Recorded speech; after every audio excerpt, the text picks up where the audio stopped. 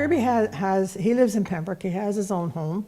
He lives about an hour from us now because we moved 2 years ago. So, and he, as I said earlier, he's always modeled himself after his brother and sister.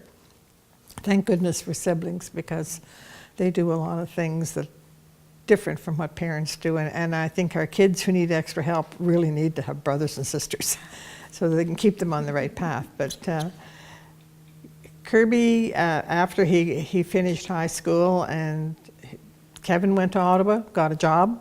Kirby was going to do the same thing. Kevin had an apartment. Kirby was going to do the same thing. But we had to go at it differently. It wasn't possible for Kirby to move to Ottawa. I mean, I was his mother. There was no way he was moving to Ottawa. So we talked with him, and yes, he agreed that he wanted his own place. So my husband and I thought, well, we'll build a granny flat on our house. We lived out in the country. We had a lot of property. We had a house where we could add on to it, and Kirby could be there.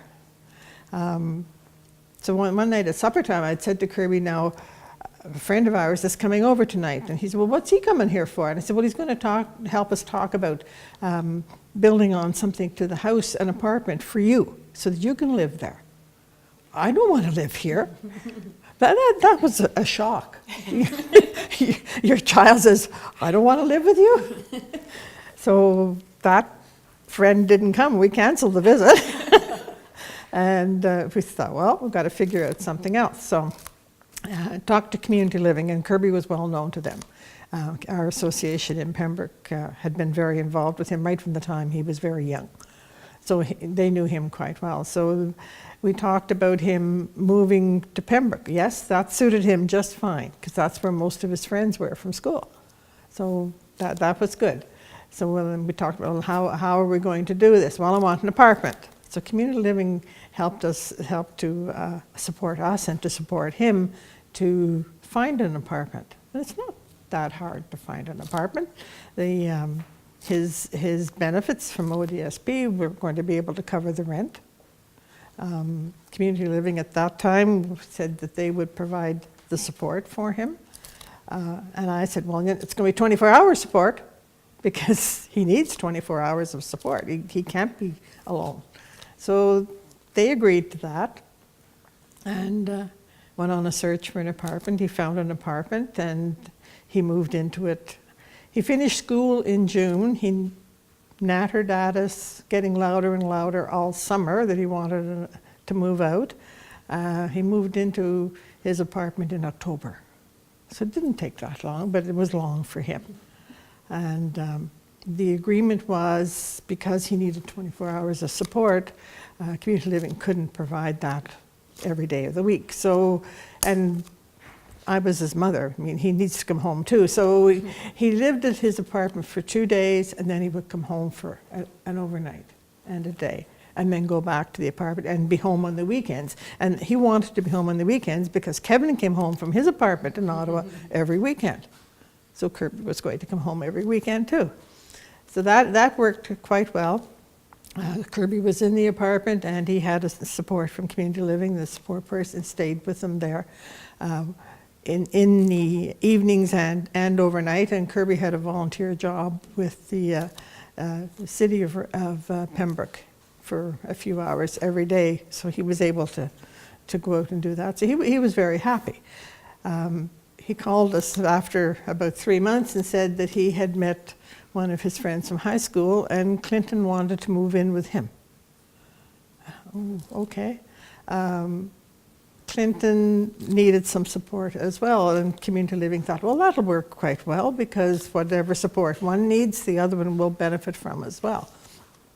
So we agreed to, and the other fellow's parents, I think they were a little bit reluctant about it too, but we agreed. Both boys wanted this, and they'd known each other from the time they were in grade school.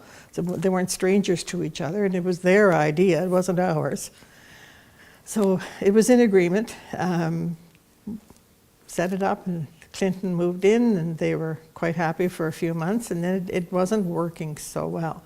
And I think at that time, now looking back on it, the reason that it probably didn't work the way it could have worked was not because of what Kirby and his friend were doing or not doing. It was because the people who were supporting them were more inclined to think that, well, they're almost like twins, so but one likes the other one alike.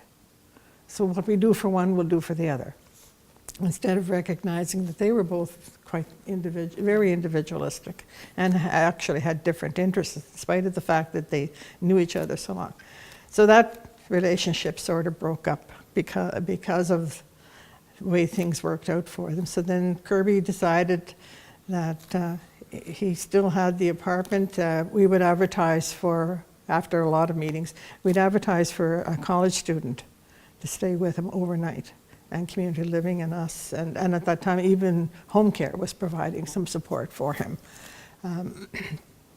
particularly in the daytime. So we advertised for a college student because there's Algonquin colleges in Pembroke, and we were very lucky. He had a wonderful student, and his role was to be there, help Kirby get dinner, and to be there in the evening. If he went out, that was fine. Kirby could stay alone for an hour or two, but to be there overnight. And so it worked well for about 2.5 years. College student idea is really good, except college students graduate. They don't stay college students for a long time. And once he graduated, he was offered a job elsewhere, and so he moved on. So then we decided that probably the best approach for Kirby was to be able to have his own place where he could call the shots. So we started looking around for a small house for him, because we also realized by that time that Kirby did best when he lived alone and got whatever supports he needed when he needed them. And we were also realizing that he didn't need 24-hour support. So that was a big realization for us. So we spent the summer looking at different houses and so on, and finally he decided we gave him a choice of 2, and he decided on the one, and it was a fixer-upper, and my husband and our son and relatives and neighbors helped fix it all up for him, and so he's now been in his own home since 2004. He's made himself known to his neighbors, helping them out and just talking to them and being sociable and so on, and that's more his life now than coming home. He doesn't come home now, maybe for a weekend once a month or on special occasions. And if I'm in Pembroke and call me, do you want to come home? Well, what are you making for supper? That's the important thing for him. And he'll usually come home, 1 or 2 nights, and then he's ready to go back to his own home. So it's been a really good experience for him. I know one thing, because we had a family forum in Welland, and Noreen and Kirby actually told their story to families there. And one thing that I got out of it, because again, mine's 15 and doesn't think he's ever going to leave, and I'm okay with that right now. But it started me thinking, because we had done that too, where, we'll make the upstairs an apartment for him and that kind of thing.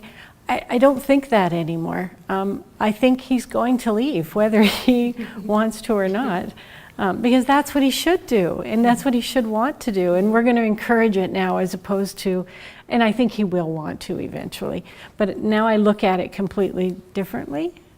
I love your story, and Julian loves it much more. Yeah, so I think he would say, I want a mom like her.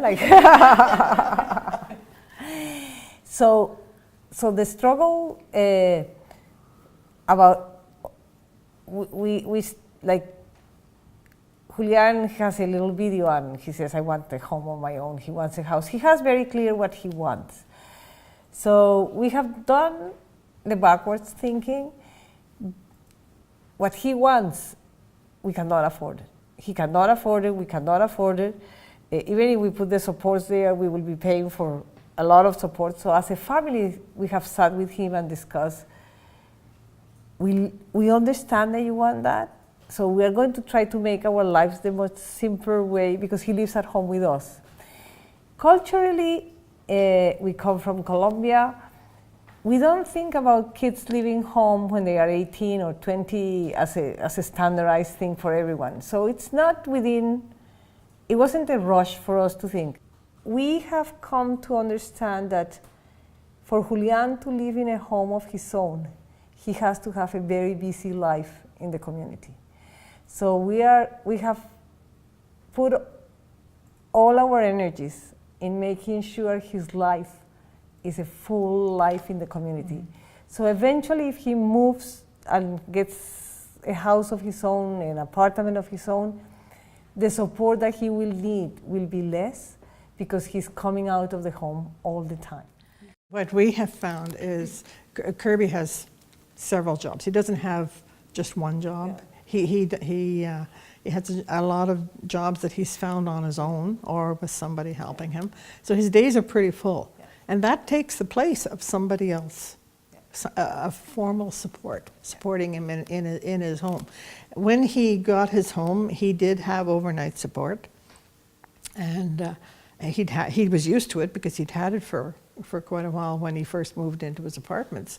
But a few weeks after he was in his home, he said he didn't want the overnight support. And I was really nervous about that, very, very nervous about that.